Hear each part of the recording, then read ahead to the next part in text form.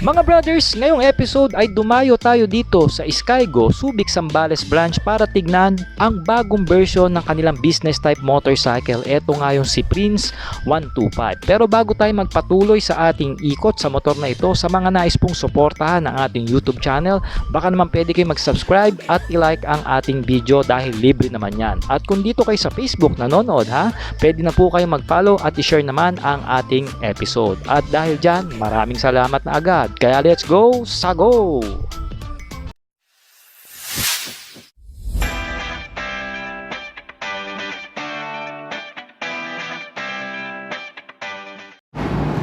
So mga brothers, eto na nga, nandito tayo ngayon sa Skygo, Subic, Zambales branch para silipin ang bago o latest version nitong Skygo Prince 125. Isa po itong business type motorcycle mga brothers, at meron po sila rito ginawang improvements itong si Skygo para dito sa mabenta nilang business type 125. Ito nga yung si Prince. Okay, so mag walkthrough muna tayo ng 360. By the way, activated yan.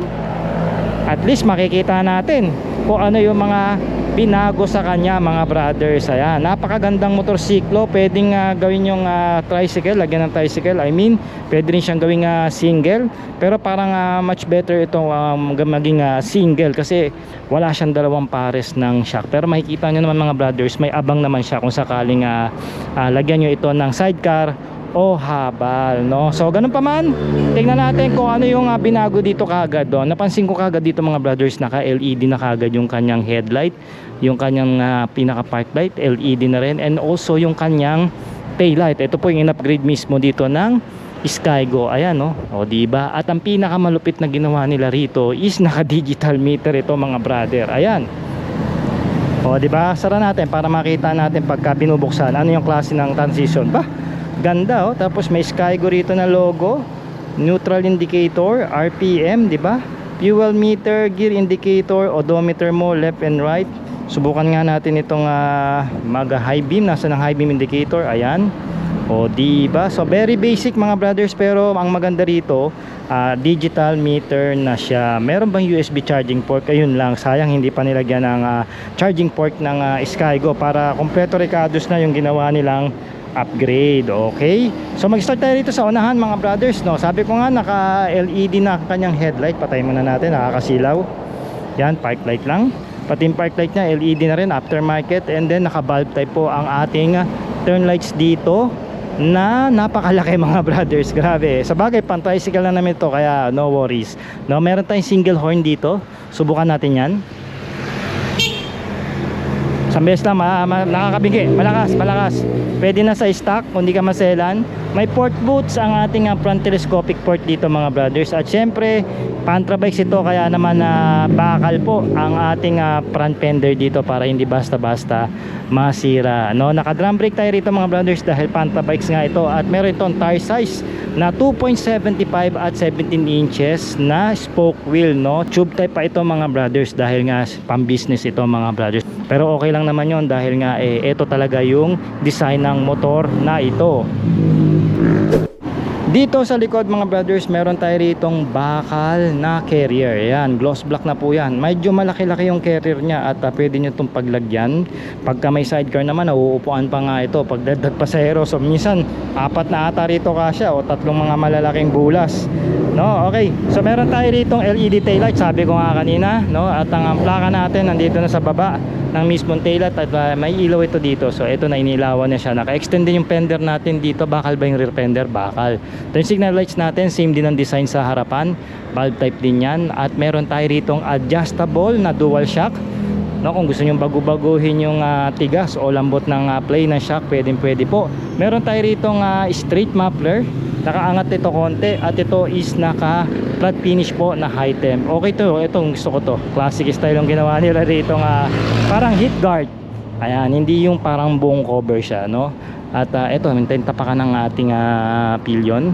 Alright, sabi ko nga, medyo pwede kayo maglagay rito ng rear shocks ulit kung gusto nyo lagyan ito ng tricycle, no? Drum brake din ang preno natin at naka 3.0 po ang gulong natin dito at 17 inches na spoke wheel. Ayan, naka chrome pa yan. At yung rayos naman, I can say na makapal siya, pang heavy duty. Kabilang side para makita natin yung kanyang chain set. Ayan, may chain guard pa yan, no? Ilang teeth ito? 45 teeth at 428. Heavy po ang kanyang kadena. Ayan, pan tricycle talaga yung kanyang side stand, center stand, at meron tayo ritong heavy duty na tapakan mga brothers, no? Pagdating sa makina mga brothers, kargado ito na isang pushrod engine o meaning overhead valve na merong 124cc displacement. Single cylinder na carburetor type ang kanyang fuel system, kaya naman ito low maintenance.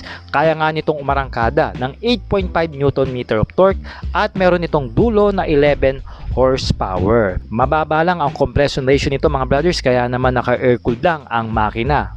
At merong bore and stroke na 56.5 by 49.5 mm. At meron itong electronic and kickstarting pagdating sa kanyang engine.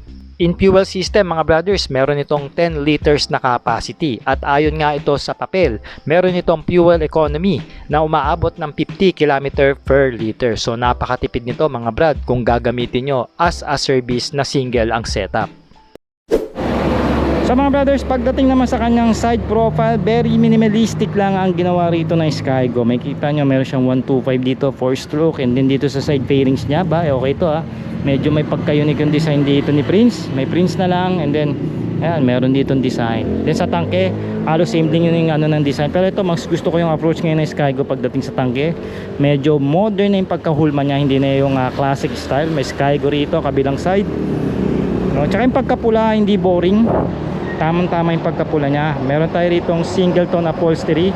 Ito masasabi ko, makapal yung nilagay nilang upholstery rito. Talaga namang pangalaspagan talaga.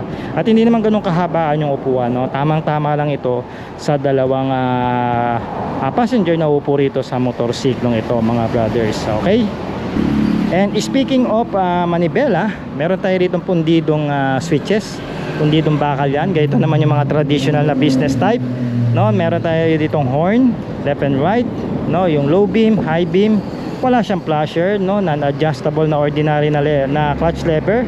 At pang business type na handle grip.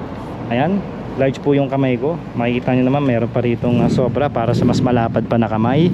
And then ang ating switches sa ilaw, no? Hazard switch and electronic starting. So very basic, at ito po yung itsura ng susi niyan.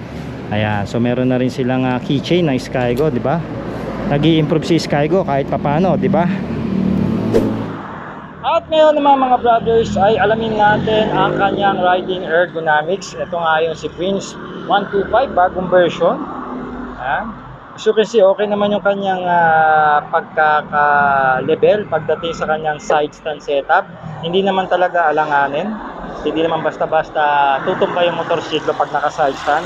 At nakapasok naman mga brothers ang kanyang side stand foot, no? So pag tinayo niyo yung motor, napakagaang niya. At meron itong weight na 105 kg lang mga brothers. So napakagaang talaga para sa isang Pantra bike. Especially 125cc lang yung motorsiklo, no? For the reference mga brothers, may height lang po ako na 5'4" at skinny build lang ako mga brothers. Ang napansin ko rito, medyo mababa yung setup ng manibela niya.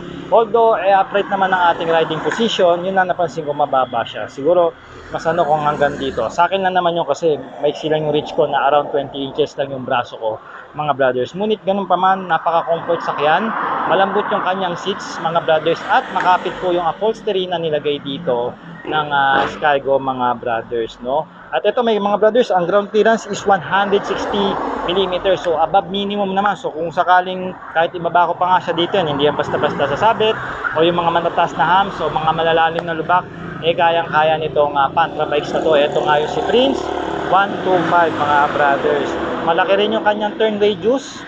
Yan, so madali kayo magmanubra rito dahil mababa nga lang din yung seat height niya na 770 mm lang mga brothers. So para ka lang din naka-scooter dito mga brad. Siguro ito natin pinakamababang nasakyan ko na Pantra bikes. Ayan lapat na lapat ako 5'4" lang ako mga brothers, no? And then ang malalim ang lubog ng front suspension, which is good kung sakaling kakargahan nyo. Maganda na rin yung laro ng suspension dito sa likod kasi naka single setup lang o isang pares lang ang setup niya. Kaya naman masasabi ko na yeah, pwede na ito for the price point niya.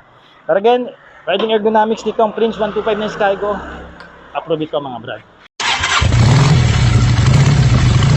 Ngayong taon mga brothers, meron itong updated price na 48,500 pesos pagdating sa kanyang SRP. At meron itong minimum down payment na 3,000 pesos. And for 3 years mga brothers, meron kayo ritong huhulugan na 2,338 pesos. At pag updated po kayo magbabayad, meron po yung less rebate na 200 pesos mga brothers. So mga brad, maaari po kayo mag-call and text sa ating cellphone number o kaya naman mag-message sa ating Facebook page kung gusto nyo pong mag-apply ng online para sa motorsiklong ito at sa iba pang motor na Skygo at Monarch Motorcycle para ma-assist ko po kayo pagdating sa inyong requirements. At syempre pa mga brothers, mag-comment naman kayo ng yes kung nagustuhan nyo po ang motorsiklong ito at isama nyo na rin ang inyong location para alam ko kung saan nakakarating ang ating video. At once again, ako po si Sork Moto, ang inyong ahente pagdating sa motorsiklo. Alright.